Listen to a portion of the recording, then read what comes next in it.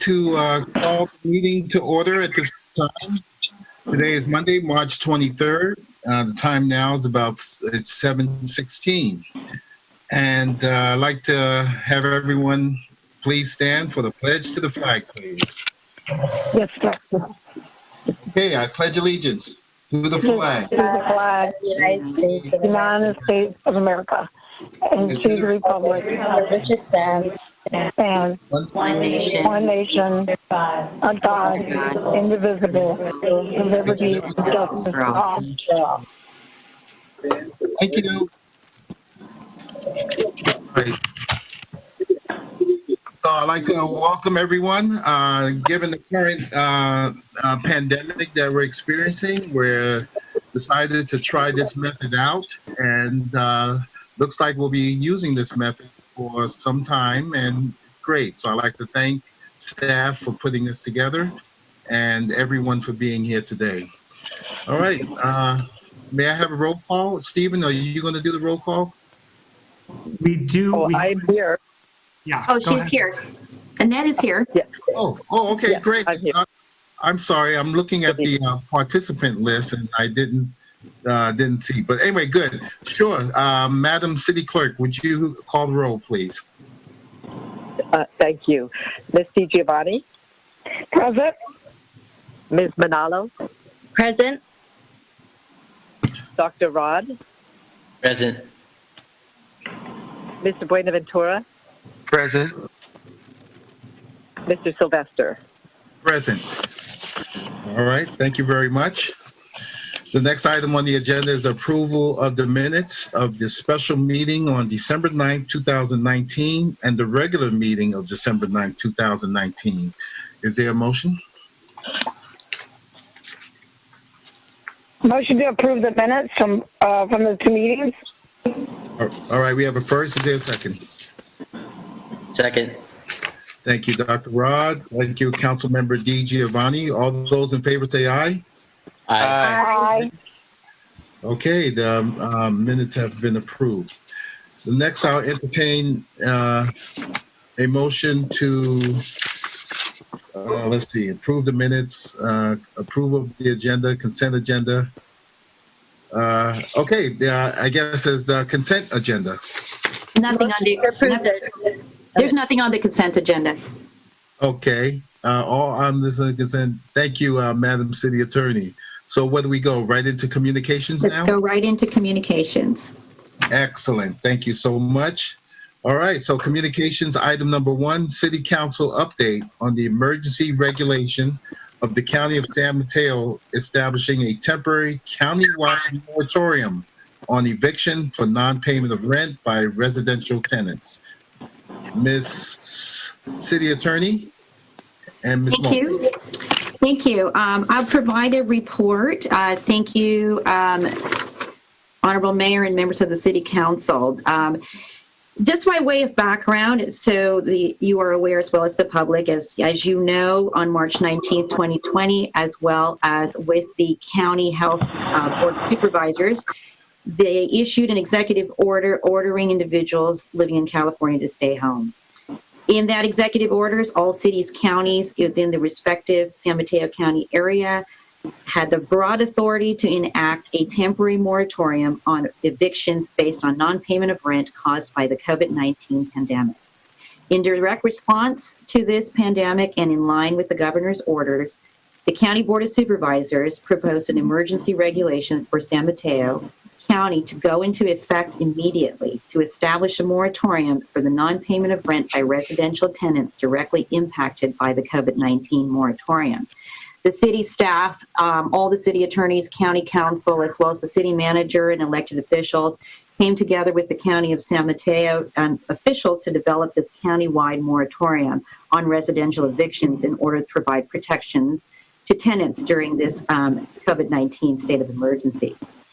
The County Board of Supervisors will be considering the emergency ordinance, which is attached to your packet as well as been posted on the website, at the regular meeting of the Board of Supervisors tomorrow evening on March 24th, 2020. This eviction protection measure would apply to all of the incorporated and unincorporated cities and areas in San Mateo, thereby protecting Daly City residents. What does the ordinance entail? This emergency ordinance regulation prohibits landlords from evicting a tenant for either non-payment of rent if the tenant shows documentation with their inability to pay rent as a result of the COVID-19 or no fault termination of tenancy. Examples, which is stated in the staff report, the county states examples qualifying circumstances to fall within this moratorium is to include tenants whose loss of household income as a result of being sick with the COVID-19, caring for a household member who is sick, layoffs, loss of hours, loss of business, income reductions resulting from COVID-19, or government response to the epidemic as a result of caring for minor children due to school closures or having significant medical or other expenses related to this. Under this proposed regulations, landlords are prohibited from proceeding with eviction proceedings once the emergency regulations are adopted.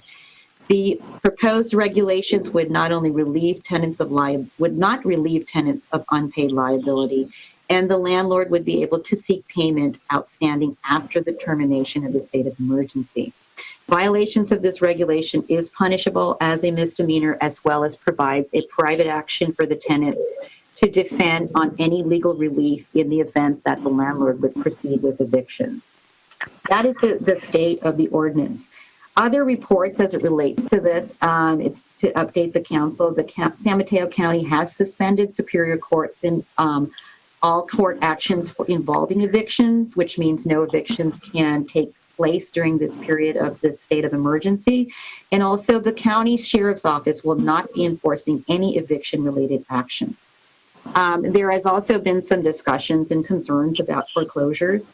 On March 18, 2020, the U.S. Department of Housing and Urban Development, HUD, authorized the Federal Housing Administration to implement an immediate foreclosure and eviction moratorium on single-family homeowners. In addition, also the FHFA has directed Fannie Mae and Freddie Mac to suspend all evictions and foreclosures as it relates to this pandemic that we're in currently. That is the state of the moratorium. I am available to answer any questions that the council may have at this time.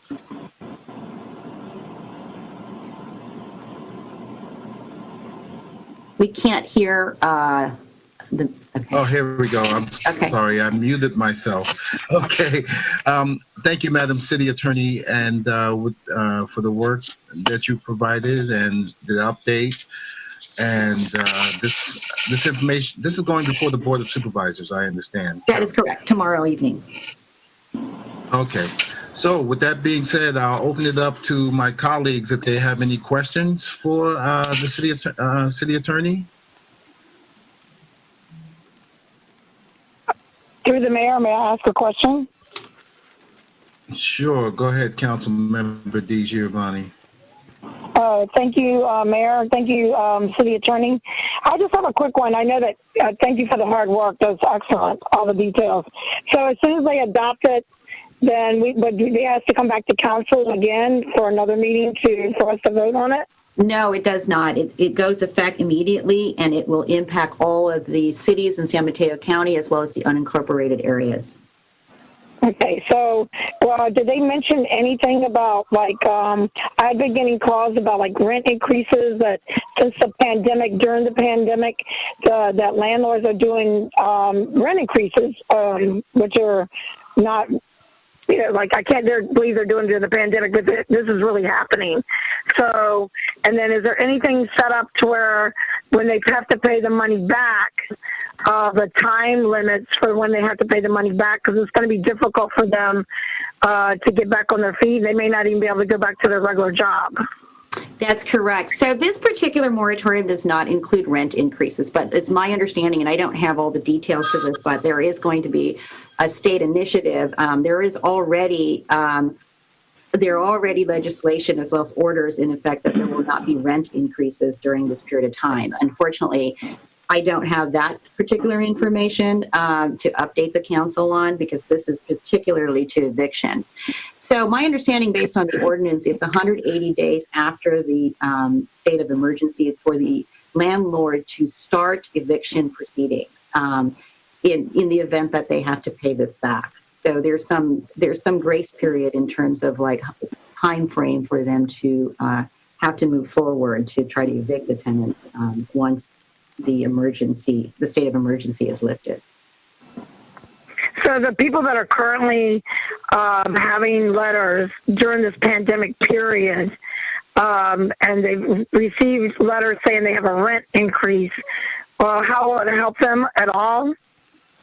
This particular moratorium will not. You will just have to defer to the state increases. I mean, I do not have the information as it pertains to COVID-19 and how the county will be dealing with that. Okay. So then when they approve that tomorrow and we adopt that, are we able to do anything further than beyond that on our own? As a city? Rose, did you want me to chime in on that? Yes, please. Yeah, sorry. Okay. Great.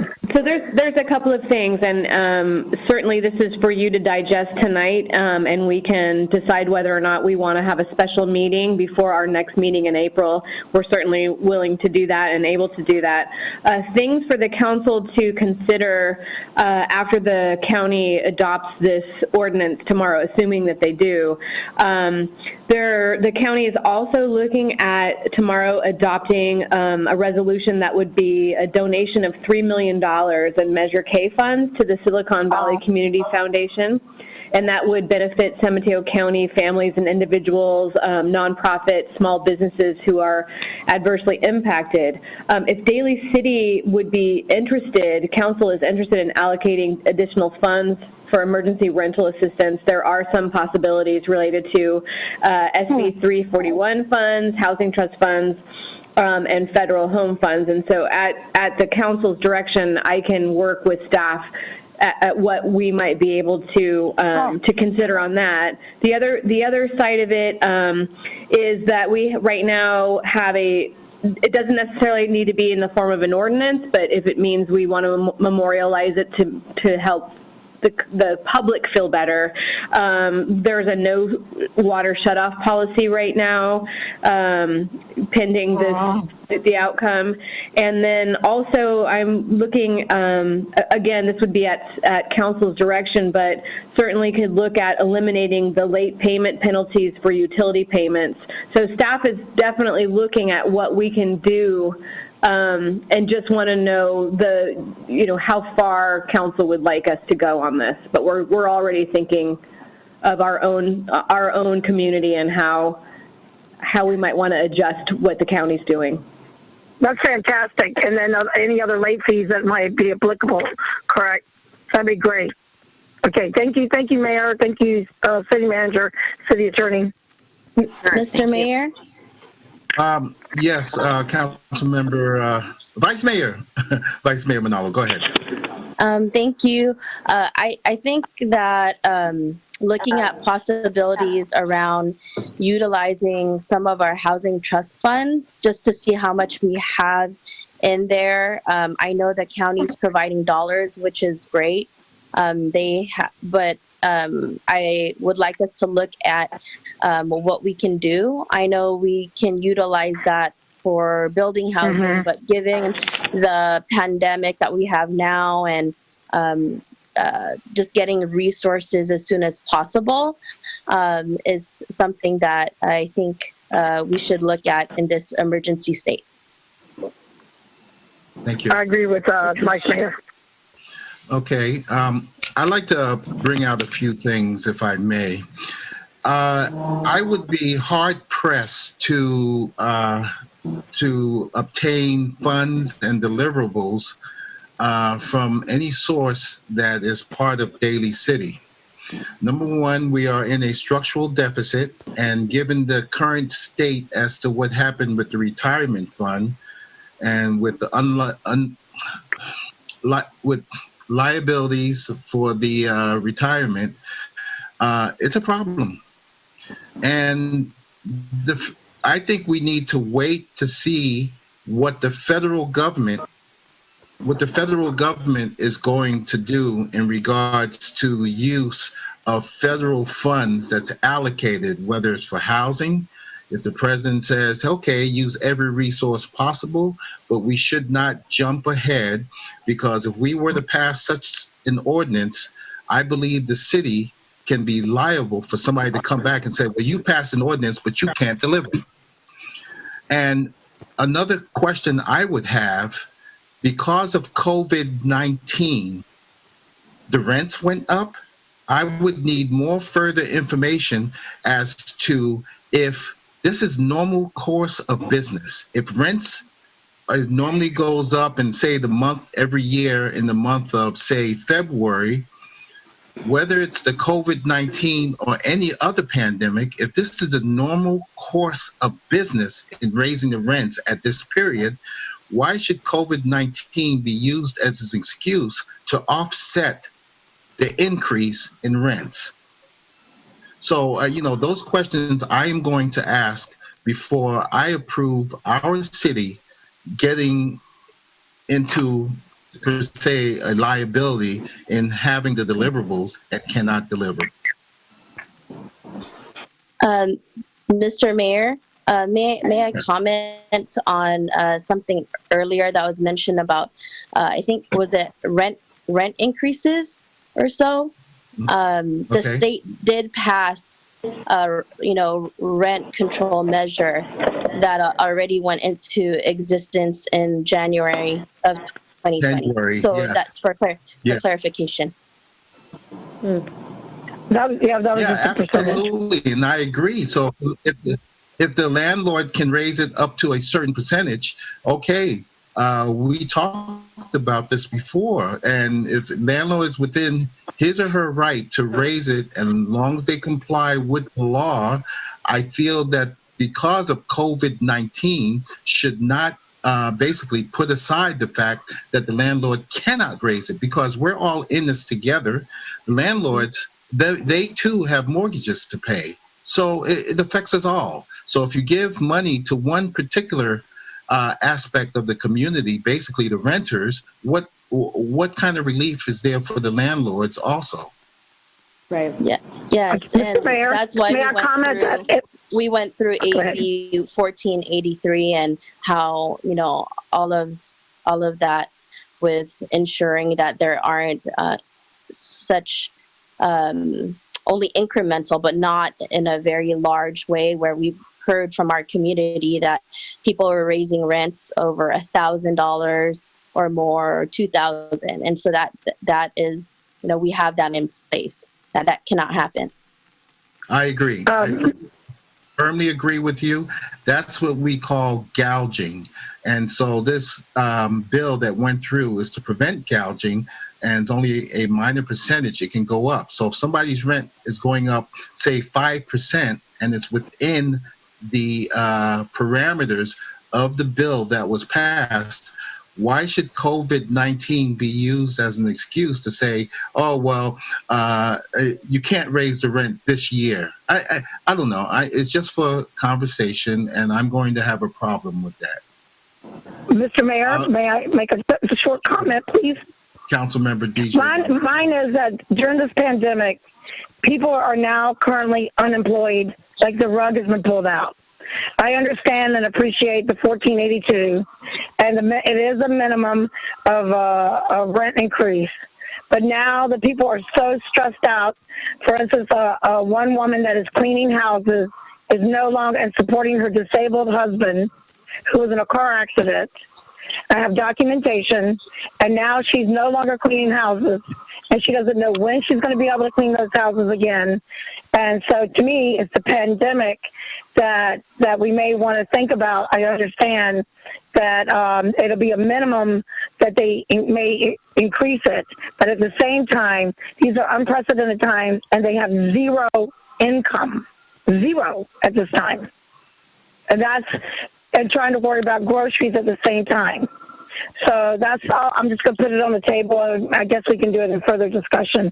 But I appreciate you allowing me to speak. Thank you very much at this time. Thank you, Councilmember DiGiovanni.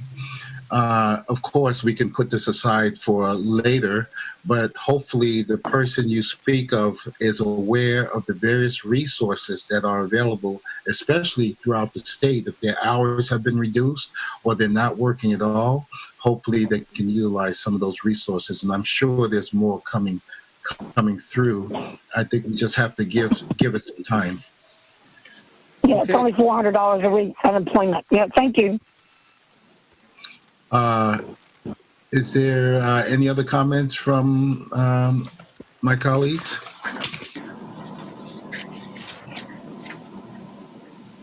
Okay, so I go have ahead. something to say. Dr. Rod. Yeah.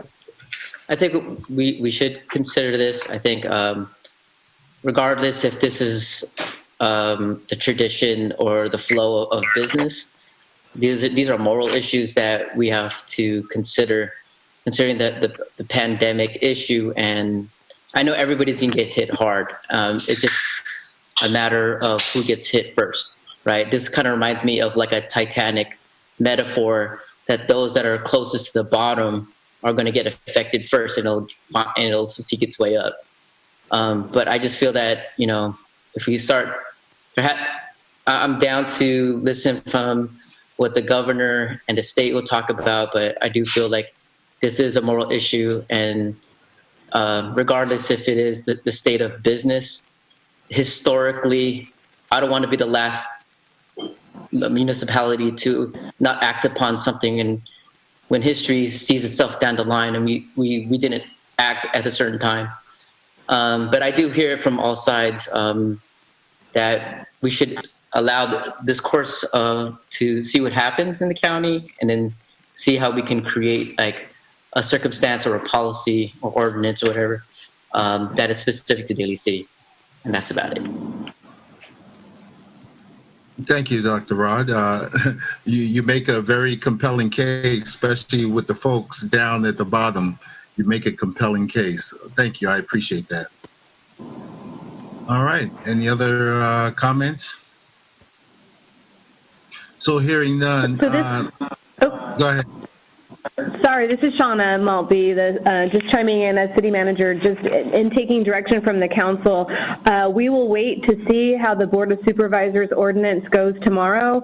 We'll see if there's any more information trickling down from the feds, and I will take direction from you all about whether or not we want to do something in addition to what the county's doing by way of either a special meeting or at our next regular meeting, if that works for all of you. Yes. Yeah. Yeah, that works for me, Shauna. However, let's look in, at least just have this information ready to go if we are to utilize HTF, and at least let's just look into it. I'm sure you'll probably need some sort of federal guidelines or federal approval, but that's to come later on, and we can't do it all at once right now. 10-4. And could you also find out about what Sam Cedar is doing? They've developed something called the Strong Fund, and it's only going to stay in San Mateo only. And then, of course, reach out to CAA. They've been a tremendous resource in talking with the landlords, and maybe they can address some of that regarding, whoa, did you raise the rent? Is this the normal course of business? And, so we can have it all on the table. But unless we have some deliverables or some money to help offset, I don't want the city to be liable, say you passed this ordinance, but you have nothing to give us. Understood. And through the mayor, and thank you, Shauna, about looking into all the late fees. I know you're already proactive in the staff, so I appreciate that. Any of the late fees, and these are unprecedented times, so it's not a normal course of action. To me, I think that Dr. Rod has, these are moral things that we need to do in this unprecedented times to think about the conditions of the people at the bottom. Thank you. Thank you, Vice Mayor. I saw your hand up here. Thank you, Mr. Mayor. I definitely do what I'd like to look at our housing trust funds. I don't know if there's a lot in there, but given the fact that there's a directive in the housing trust funds to serve, a lower median income in within the usage of those funds in general. So I agree with the analysis of that, given the fact if we move into our local ordinance to have that ready to go. So I'm in concurrence with that. Thank you, Vice Mayor. Okay. Anyone else? All right. So, Madam City Attorney, I appreciate the update. And Madam City Manager, please keep us apprised as to what happens at the Board of Supervisors meeting. Absolutely. Okay, great. Thank you. All right, we'll move on. Any public appearances? Stephen, for public comment, did you get anything from the public who may be online and watching? So we did not receive any public comment in advance of the meeting, and right now tonight I'm checking our website to see if anything came through just yet, and it looks like there is nothing. Great job, Stephen. Thank you so much. All right, so with that being said, we're going to move on to public appearances, oral communications. Anything? All right, hearing none. Appointments, board, commission, membership committee appointments. Okay, hearing none. Then we're going to move on to reports. Any from council committee reports? Mr. Mayor, would you like to speak about the Vision Zero that we had today? Why don't you go ahead, Councilmember DiGiovanni? I'll begin, and then happy to have you chime in. There was a webinar with our Vision Zero that we would be the first in the San Mateo County, as most people know, and our mayor also is a part of this, and our engineering staff, public works, and several different parties. And I have to say that they gave a great presentation, and that they were talking about the different principles without going into too many details due to the pandemic, which is really foremost. They didn't want to delay this and keep it going, so a lot of us were on the call and appreciate everything. And that the number one thing would be they would get a pledge from our council, would be the one, in order to do that, they would, before they chose a Vision Zero coordinator, and because they were asking which comes first, and like priorities, low-hanging fruit, what would be the lowest in cost. And from my understanding on the call, whether the mayor would like to chime in, is that we already have begun and a little ahead of that schedule. It's pretty impressive that the staff has been working on this so hard, and the department heads. And they were saying that they would take the traffic safety committee and implement the Vision Zero possibly, and make it like the Vision Zero task force as a part of that, and implement everything under that together. So I thought that was very interesting, and it had great ideas, and we're rolling forward. Mr. Mayor, would you like to continue that? And it was Kevin, just so people know, and Dana that were leading the meeting today. Thank you, Councilmember DiGiovanni. I have to concur with everything that you said. I'm kind of excited to see that this come into fruition. Yeah. I'd like to thank the staff of Public Works and Engineering, as you made mention, because this was not an easy task. When I saw the report, and short-term and long-term, I mean, and again, Councilmember DiGiovanni said we started it already. They talked about slurry seal, how Daly maintains its roads. You remember we got calls, people were calling, what's those green squares on the ground? Well, wait a minute, that's bicycle lanes. And there's a lot more coming.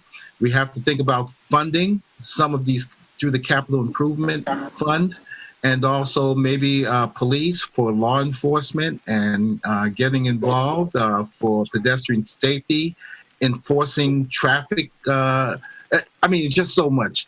So I can't wait. I'm excited. Thank you, Councilmember DiGiovanni, for reminding me. Me as well, Mr. Mayor. I have to concur. Thank you. Okay. Any other council committee? Okay, none. How about city council? City council reports? Mr. Mayor, Yes. I just want to talk about one issue, of course, related with the tragic pandemic that we are in, but more on a local level. And I know the city manager has talked about how they're working to see if seniors need food, but a concern of food safety and also just having adequate food for the seniors. I know that there's seniors out there that are independent, but they cannot leave their homes and may not have family. And so that's the issue that I'm more concerned with. Those individuals that may not have a safety net around them. And I'd like to work with the city manager and her staff. I know she's starting off with the food distribution or luncheon that was stopped, but maybe there's a way to provide those lunches for those seniors that are isolated. Also, there's volunteers that want to help. And given the fact that the county has provided a resource guide in how to handle groceries and how to give them to seniors is important, and we should utilize that resource, but also use healthy, able-bodied, people that want to help in a very safe way, provide even if there's a way for them to go to their grocery store and provide those necessities in which they could purchase for the seniors. I mean, it's a grassroots effort that maybe could be combined with our city government. There is already a website that's out there, but for volunteers only at this point. It's called safefooddalycity.com, but it's a grassroots effort. Until maybe we can have some coordination with the city around what can be done around also, the food luncheon that we have. It's just thoughts. Things moved really fast, but definitely want the seniors to be able to get food and also provide access to the isolated seniors that may not have anyone. Thank you. Thank you, Vice Mayor. Your comments, both on the call today to county and speaking with the city manager, has been noted. I'm sure our city manager is working feverishly on it, and we feel that this is becoming a top priority. So thank you for reinforcing that. I'm going to ask that the city manager keep us posted, both on volunteerism and senior needs. And I'm sure she definitely has a plan, so we will do that. Okay, thank you, Vice Mayor. Matter of fact, since we have I think we do have time. Madam City Attorney, City Manager, did you want to chime in on that? You read my mind. So, Vice Mayor, I know I hear you, and your words resonate, and this has been on the top of my list, both personally and professionally. Our senior population, along with our other population that is also in more need than the average person. So right now, just by way of background, one of the things I'm telling all of our staff at all levels is that the mission of our organization, the mission of Daly City, looks very different today than it did a couple of weeks ago. So our priority right now, once we've stabilized the workforce, we've got people distanced, we've got people staggered, we're making sure that our firefighters and our police officers and our water wastewater employees can continue to provide the services to the community and also be well. This is on the forefront. In fact, tomorrow, my staff, along with Park and Rec staff, have a conference call on how to dial into the diverse needs of seniors are definitely at the top of the list, but other groups, as I mentioned earlier, who may be underserved right now. We are the biggest city in San Mateo County, which is overwhelming, but also a good thing. It means that we have a bigger population to serve, but it also means that we have more people who are able to serve for us. So it's definitely something we're working on. And, you know, right now there was a lot of, I think, possibly misinformation about some of our food distribution programs in Daly City. We're going to do better in that regard as far as publishing information that makes more sense for our community. And I am relying on you, each of you council members as ambassadors, to just lay it on us. What do we need to do? Tell us, you know, we're going to do our own intake, our own assessment, our own surveys, but to the extent that you have information out there, please bring it to us, and we want to address that as soon as we can. Mr. Mayor, may I say something? Sorry, I apologize. Yeah, go ahead. Go ahead, council member.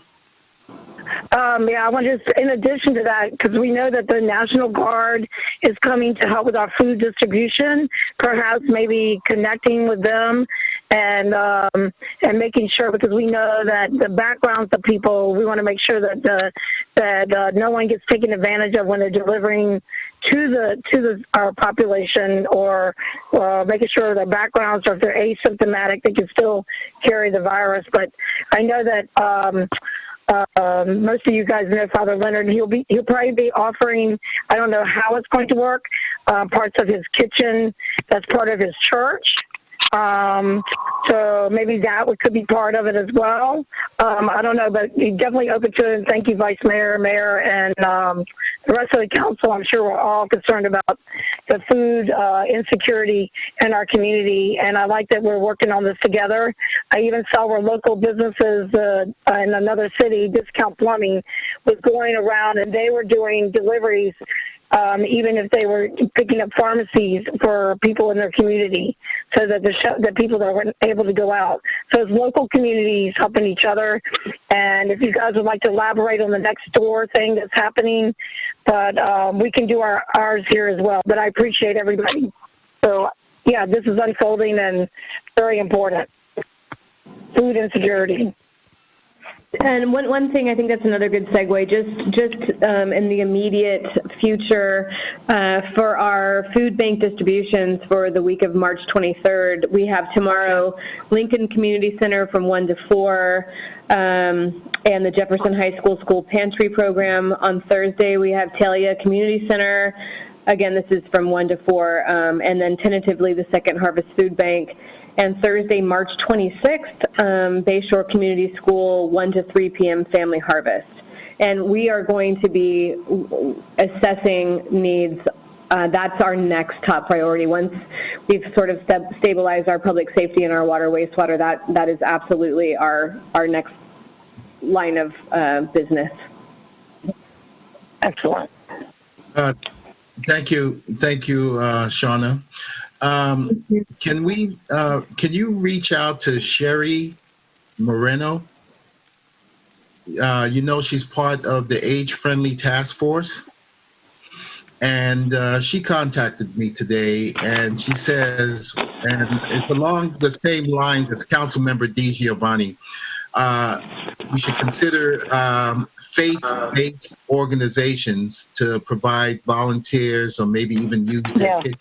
Let's get them involved also, because normally there's a line between government and, between church and state, but these are difficult times now. So if you don't ask, you don't get.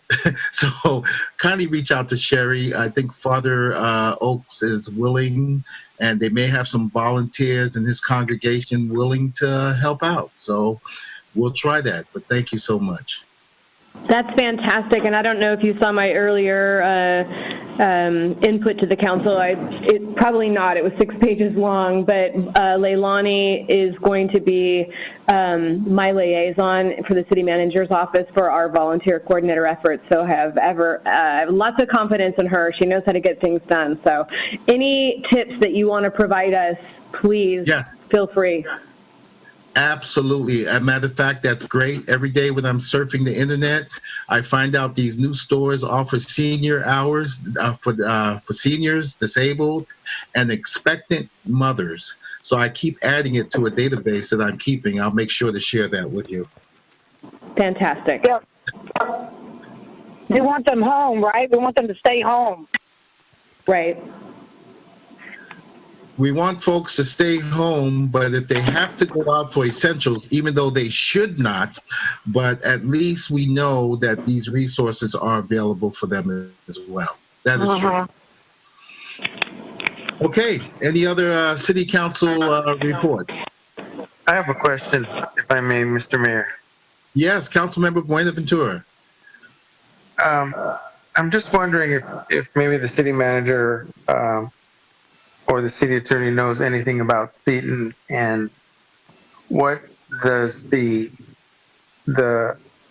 acquisition for the temporary period, what's that going to look like? And then I also have a question of, people are asking me are they able to do testing right now at Seton Hospital? I can update in terms of where the legality is, and then I will defer to the city manager on any other updates in terms of operations at Seton if Shauna has any updates. So in terms of where the and I have a few also, so go ahead. Okay. In terms of where we are with the bankruptcy itself, there will be a transfer of property. There's a sale. I just got the documents from the bankruptcy court about the emergency sale to happen on April 9th.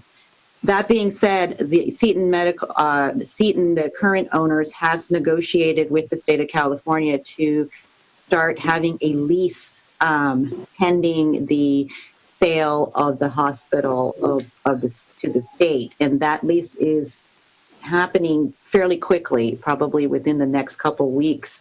I don't have the details, but my understanding is that lease would somehow have somewhere in the line of 180 to 370 beds that will eventually be housing any transports of anyone that has been contracted with the coronavirus.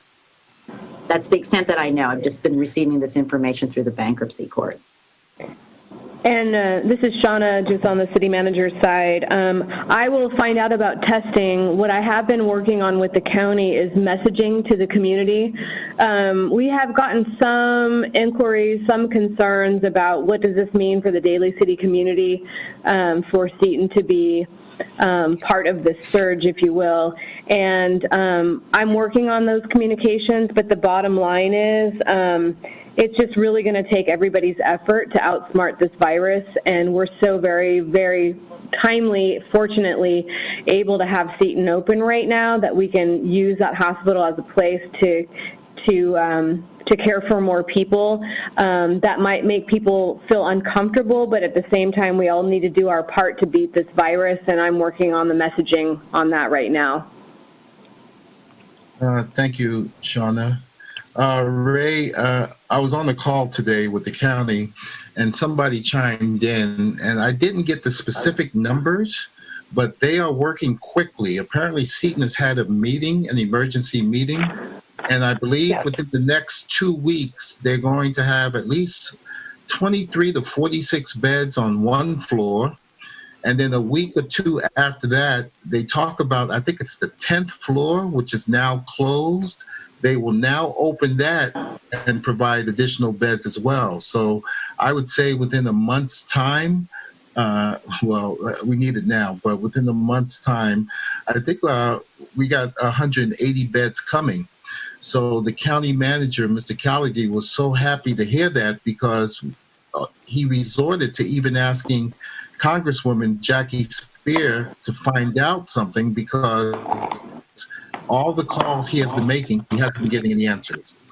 And as for testing, apparently Verily, who's doing the testing right now, they're backlogged by about 10,000 tests. And finally, they're hoping to get that taken care of so that you can get test results in 24 hours. But to answer your question about Seton doing the testing, I haven't heard anything at this time for testing. Mr. Mayor, may I add to that? Sure. I was contacted, and there have been a couple people in our community that did end up going there, and they were tested, but they had symptoms at first. They had the symptoms, and they did not have a primary physician. So at that time, and they were in the high-risk group. So that's how they ended up getting tested at Seton, only because of that, because it was suggested that if you have a primary physician, obviously you call them first, and then you get the referral to go get tested only if you have the symptoms.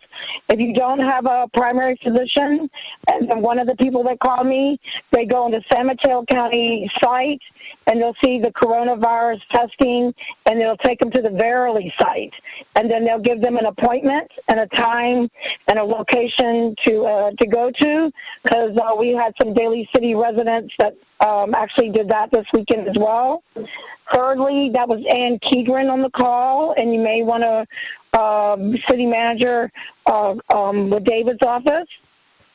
She's the one that had all the information, I believe all the numbers, and you're right, Mr. Mayor, there were a lot of numbers going quickly, so I didn't write them down as well, and I think she has the details on Seton. I think, yeah, because they got to move quickly, and then the N95 mask are in desperate need, and the nurses over there are using yellow masks, so we need to get them what they need, not just regular N95s.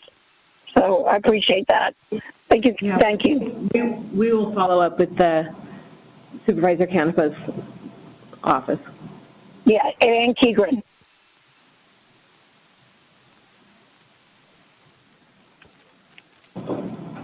Okay, Councilmember Buenaventura, did that help any? Yes, thank you. All right, great. Okay, is there any other, let's see, we're on City Council. Any other City Council reports? Okay, how about staff reports? Shauna, you have anything? I think I got everything out earlier, so I'm okay for right now. Okay, great.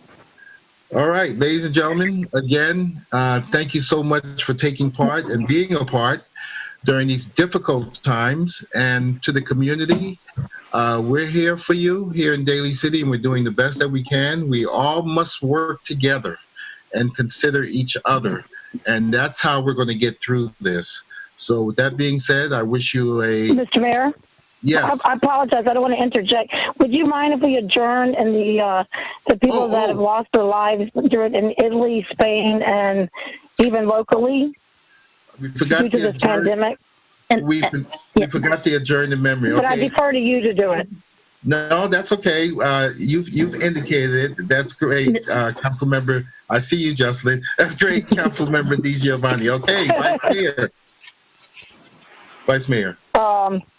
So for all the thousands that Italy has been warning us that we need to stay home, as the mayor and my fellow council members and everyone wants to remind you, because the devastation in Italy is beyond words. And also to those in Spain, Europe, and everywhere else, China, Philippines, that daily we're battling this. So the most important thing for us, we're able to stay home, and for everyone fighting it here, our heroes, and everyone else that we've lost. So that I'd like to call those in their memories. Thank you. Their doctors and nurses. Thank you, Councilmember DiGiovanni. Any more, Councilmember DiGiovanni? No, thank you. Appreciate the time. Thank you, Mr. Mayor. Absolutely. Okay, Vice Mayor.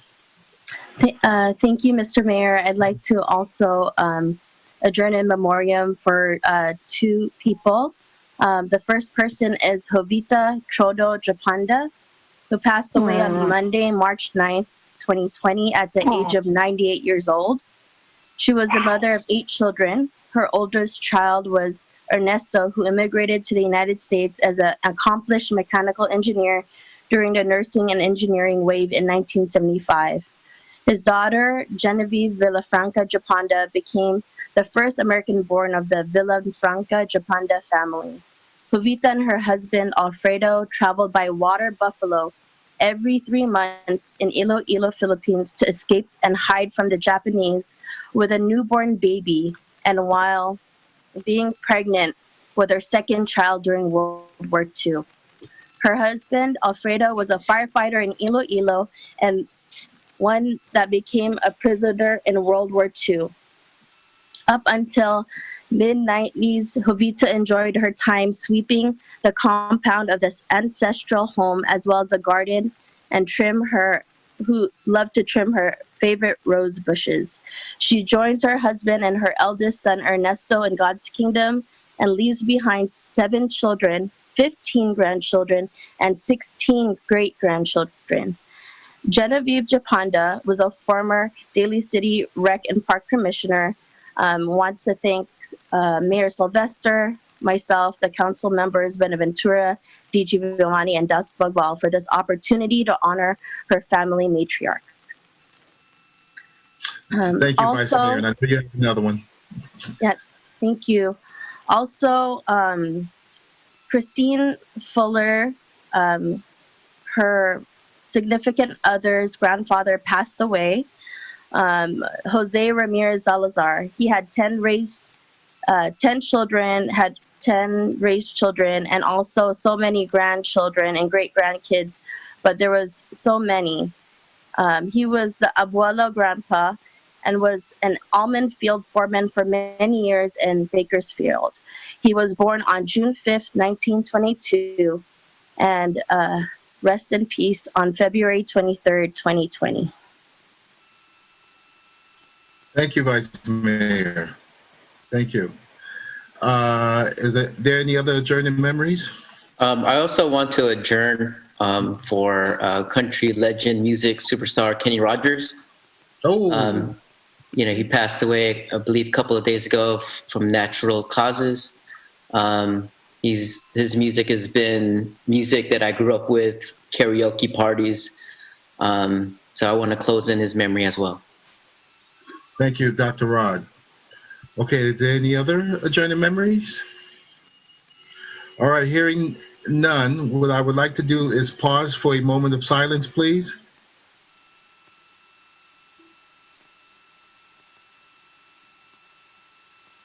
Okay, thank you so much, everyone. This meeting is now adjourned.